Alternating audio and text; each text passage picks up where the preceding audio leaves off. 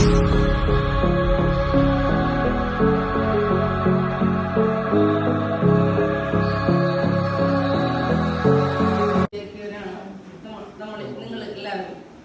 വിചാരിച്ച പോലെ നല്ല മാർക്ക് വാങ്ങാനും പുതിയൊരു കരിയർ തിരഞ്ഞെടുക്കാനും നിങ്ങളെല്ലാവരും തയ്യാറായിരിക്കുന്ന ഈ ഘട്ടത്തിൽ നമുക്ക് 100 സംശയങ്ങൾ ഉണ്ടാവും.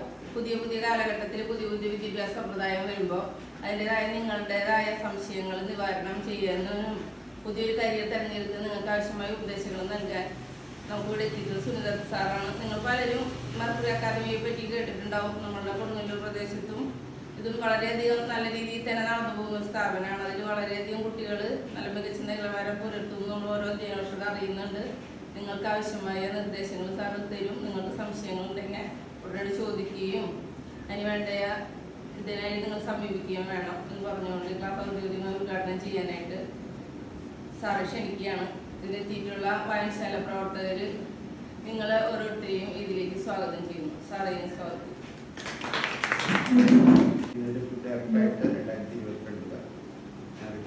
അതിനുശേഷമാണ്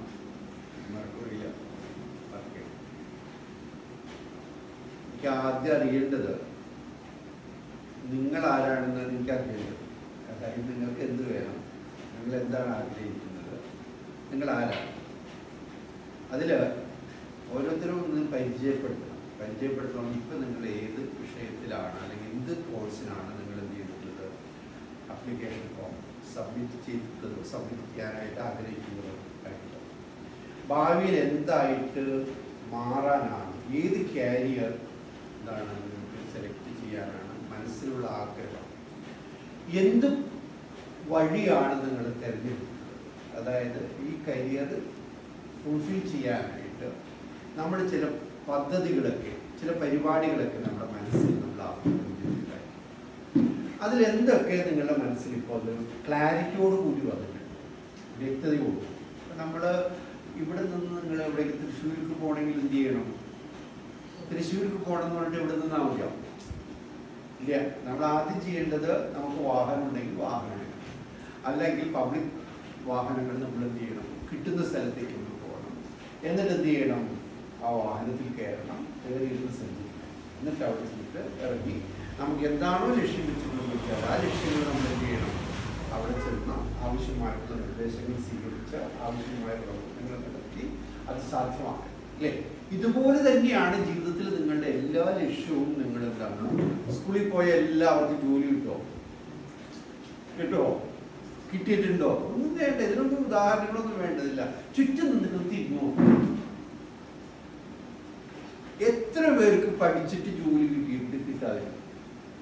നിങ്ങളെന്നാലും വളരെ കുറച്ച് ആളുകളല്ലേ നമ്മുടെ നാട്ടിൽ ജോലിയൊക്കെ നേടി ജീവിത വിജയം കൈവരിച്ചിട്ടുള്ള ആളുകളുണ്ട്. അപ്പോൾ ജീവിത വിജയം കൈവരിക്കണമെങ്കിൽ എന്താണ് നമ്മൾ ചെയ്യേണ്ടത്, ഒരു ജോലി കിട്ടണമെന്നുണ്ടെങ്കിൽ എന്താണ് ചെയ്യേണ്ടത്. ഇനി എന്താണ്, നിങ്ങൾക്ക് ഇഷ്ടംപോലെ കാശുണ്ടായാൽ നിങ്ങൾ ജീവിത വിജയം കൈവരിക്കും. കാശ് ഇഷ്ടം പോലെ കിട്ടി, ഒരു മാസം 2 ലക്ഷം 3 ലക്ഷം രൂപ കിട്ടി, നിങ്ങൾക്ക് സന്തോഷം ഉണ്ടാവും? ഉണ്ടാവാം, ഇല്ല. അപ്പോൾ ഒരു മനുഷ്യനാകണമെങ്കിൽ, സന്തോഷത്തോടു കൂടി ജീവിക്കണമെങ്കിൽ എന്താണ്, ജീവിതത്തിലെ സമയം സന്തോഷകരമായിട്ടുള്ള സമയമായിട്ടൊക്കെ മാറണമെങ്കിൽ നമ്മൾ ചില മാറ്റങ്ങൾ നമ്മളിൽ വരുത്തേണ്ടത്. ഈ മാറ്റങ്ങൾ ഇപ്പൊ തന്നെ ഇവിടെ നിന്ന് തുടങ്ങണം. എവിടെ നിന്ന്? നിങ്ങൾ നിൽക്കുന്ന ഇതേ പൊസിഷനിൽ നിന്നാണ് നിങ്ങൾ ആരാകണം, ഭാവിയിൽ എന്താകണം, നിങ്ങളുടെ മക്കൾ എങ്ങനെ ആയിത്തീരണം, നിങ്ങളുടെ കുടുംബം എങ്ങനെ ആയിത്തീരണം. നിങ്ങൾ ഏത് കുടുംബത്തിൽ ജനിച്ചാലും, പാവപ്പെട്ടവരുടെയോ പണക്കാരൻ്റെയോ എന്താണ്, അല്ലെങ്കിൽ സാധാരണക്കാരുടെയോ അല്ലെങ്കിൽ ഏത് തരത്തിലുള്ള കുടുംബത്തിൽ ജനിച്ചാലും നിങ്ങൾ ആരാകണമെന്ന് തീരുമാനിക്കുന്നത് ആരാണ്? നിങ്ങൾ ആരാകണം തീരുമാനിക്കുന്നത് ആരാണ്? പ്രധാനമായിട്ടും നിങ്ങളാണ്. രണ്ടാമത്, നിങ്ങൾ ആരാകണം തീരുമാനിക്കുന്ന ആരാണ്? നമ്മുടെ നാട്ടിൽ നിലനിൽക്കുന്ന രാഷ്ട്രീയ സംവിധാനം, സാമൂഹിക സംവിധാനം ആണ് നിങ്ങൾ ആരാകണം തീരുമാനിക്കുന്നത്. മറ്റൊന്ന്, നമുക്ക് എന്തൊക്കെ അവസരങ്ങളുണ്ട് എന്നതും ആ അവസരങ്ങളെ നമ്മൾ എന്ത് ചെയ്യണം, എക്സ്പ്ലോയിറ്റ് ചെയ്യാനായിട്ട്, ചൂഷണം ചെയ്യാനായിട്ട്, ഉപയോഗിക്കാനായിട്ട് നമ്മൾ തയ്യാറാകണമെന്നോ എന്നൊക്കെയാണ് മറ്റ് ചില കാര്യങ്ങൾ കൂടി ഇതിന് ഭാഗമാണ്. അപ്പോൾ നമുക്ക് ടോക്കിൻ്റെ ആദ്യ ഭാഗത്ത് നിങ്ങളാണ് വർത്തമാനം പറയുക, നിങ്ങൾക്ക് എന്താണ് അറിയേണ്ടത്, നിങ്ങൾ ആരാണ്, നിങ്ങൾ എങ്ങനെയാണ് നിങ്ങളെ തിരിച്ചറിഞ്ഞത് എന്നാണ് എനിക്കറിയേണ്ടത്. അതനുസരിച്ചിട്ടാണ് എനിക്ക് നിങ്ങളെ സഹായിക്കാനായിട്ട് പറ്റും.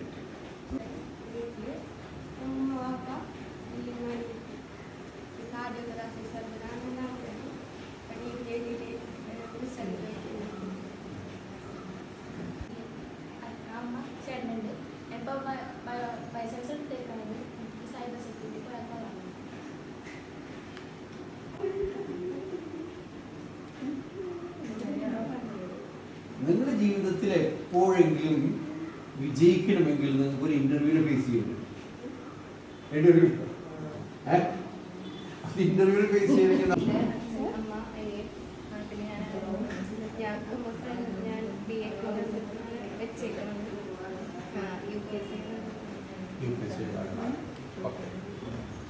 ഇനി ആരാണ്?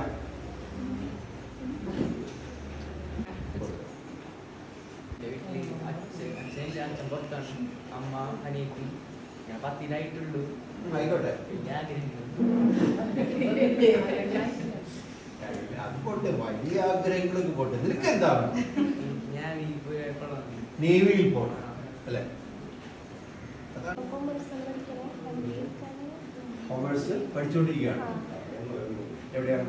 പനങ്ങാട്. First year.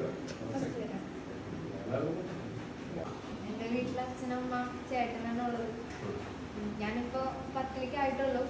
എനിക്ക് ബയോ സയൻസ് എടുക്കണമെന്നുണ്ട്, നീറ്റ് എഴുതണം. ഞാനിപ്പോ 10th ആയിട്ടുള്ളൂ. എനിക്ക് ഡെർമറ്റോളജിസ്റ്റ്. അപ്പൊ ഞാൻ ആദ്യമേ പറഞ്ഞു, നമുക്ക് ജീവിതത്തിൽ ആദ്യം വേണ്ടത് എന്താണ്? Set A goal. ഒരു ലക്ഷ്യം നമുക്ക് ഉറപ്പിക്കണം. ലക്ഷ്യം നമ്മൾ ഉറപ്പിച്ചു കഴിഞ്ഞാൽ പിന്നെ അടുത്തത് എന്ത് ചെയ്യണം? What is the next? ആദ്യത്തെ പണി എന്താണെന്ന് വെച്ചാല് നന്നായി പഠിക്കുക എന്നുള്ളത്. പണ്ടേ റഷ്യയില് വലിയ സാമൂഹ്യ മാറ്റങ്ങളൊക്കെ നടക്കുന്ന സമയത്ത് ലെനിൻ എന്ന് പറയുന്ന അവരുടെ നേതാവിൻ്റെ അടുത്ത് യൂണിവേഴ്സിറ്റിയിലെ വിദ്യാർത്ഥികൾ ചെന്നിട്ട് ചോദിച്ചൊരു ചോദ്യമുണ്ട്. എനിക്ക് ആദ്യം ഓർമ്മയുണ്ട്. സഖാവെ, ഞങ്ങൾ എന്ത് ചെയ്യണം? ഈ വലിയ നാട്ടിൽ നടക്കുന്ന സാമൂഹ്യ മാറ്റത്തിലാണ് ഞങ്ങൾ കൂടി പങ്കെടുക്കും, ഞങ്ങൾ കൂടി പങ്കാളികളാകണം എന്ന് പറയും. അപ്പൊ ലെനിൻ പറഞ്ഞത് ഒരു വാചകമുണ്ട്. Your first and foremost duty is to study because you are the students. Your first and foremost duty is to study, you are the students. നിങ്ങൾക്കൊരു രാഷ്ട്രത്തോട് സേവനം ചെയ്യണമെന്നുണ്ടെങ്കിൽ നിങ്ങൾ വിദ്യാർത്ഥികൾ ചെയ്യേണ്ട രാഷ്ട്ര സേവനം എന്താണ്? പഠിക്കുക എന്നുള്ളതാണ്. കാരണം ഒരു രാജ്യം ഭാവിയിൽ അറിയപ്പെടുന്ന നല്ല രാജ്യമാവണമെങ്കിൽ നല്ല ശാസ്ത്രകാരന്മാരുള്ള, നല്ല ഡോക്ടർമാരുള്ള, നല്ല എഞ്ചിനീയർമാരുള്ള, നല്ല കൈവേലക്കാരുള്ള, അല്ലെ, നല്ല ടെക്നീഷ്യൻസ് ഉള്ള, നല്ല സാങ്കേതിക വിദഗ്ധന്മാരോ മറ്റു വിവിധ മേഖലകളിലുള്ള ആളുകളോ ഒക്കെ, വൈദഗ്ധ്യമുള്ള ആളുകളോ ഒക്കെ ഉണ്ടാവണമെങ്കിൽ എന്ത് ചെയ്യണം? അത് നമ്മൾ എന്ത് ചെയ്യണം? അത് നമ്മൾ പഠിക്കണം. അത് രാഷ്ട്ര സേവനമാണ്, സാമൂഹ്യ സേവനമാണ്, കുടുംബത്തിന് വേണ്ടിയുള്ള പണിയാണ്, നിങ്ങൾക്ക് വേണ്ടിയുള്ള പണിയാണ്. നമ്മൾ ഇങ്ങനെ പഠനത്തെ കാണാറുണ്ട്.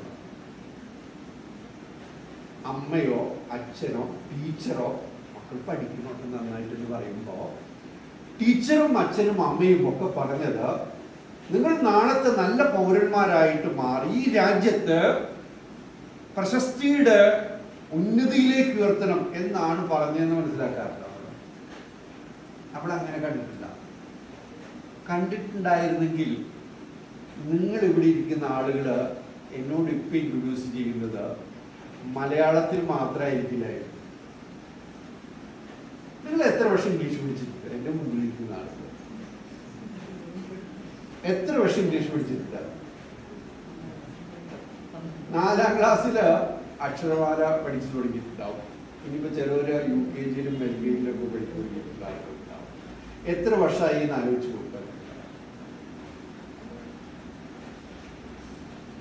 ഏകദേശം ഒരു 10 വർഷത്തിലേക്ക് അടുത്ത് നിങ്ങൾ എന്ത് ചെയ്തില്ല ഇംഗ്ലീഷ് പഠിച്ചിട്ടുണ്ട്. അപ്പോൾ ഒരു വർഷം 200 മണിക്കൂർ പഠിക്കുന്നുണ്ടെങ്കിൽ എന്താണ് 2000 മണിക്കൂറൊക്കെ നിങ്ങൾ ഇംഗ്ലീഷ് പഠിച്ചിട്ടുണ്ട്. ഒരു ഭാഷ പഠിക്കാൻ എത്ര സമയം വേണം? ഏത് ഭാഷ ആയിക്കോട്ടെ, ഒരു ഭാഷ പഠിക്കാൻ എത്ര സമയം വേണം? 150 മണിക്കൂർ. 150 മണിക്കൂർ. 150 മണിക്കൂർ കൊണ്ട് ഒരു ഭാഷ പഠിക്കാമെങ്കിൽ നിങ്ങൾ എന്താണ് 2000-ൽ കൂടുതൽ മണിക്കൂർ പഠിച്ചിട്ടും ആ ഭാഷയിൽ ഒരു കോൺഫിഡൻ്റ് ആകുന്നെങ്കിൽ പഠിക്കുന്ന രീതിയിലോ അല്ലെങ്കിൽ പഠിപ്പിച്ച രീതിയിലോ കുഴപ്പമുണ്ടാവും. ഉണ്ട് ഇല്ലേ? നിങ്ങൾ കോൺഫിഡൻ്റ് ആണോ?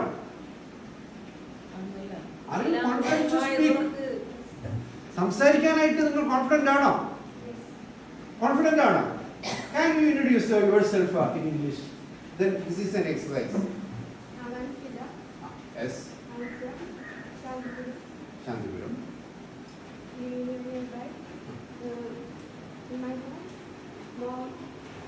Father, mom, sister. Sister. Now completed plus 2. Then your ambition. My ambition is to become as doctor, Doctor in which branch? cardiographer. Cardiographer. And I'm preparing for NEET. Neat. Already written the exam. Yeah. So I'm waiting for result. Yes. What is your expectation about your Moderate mark? score.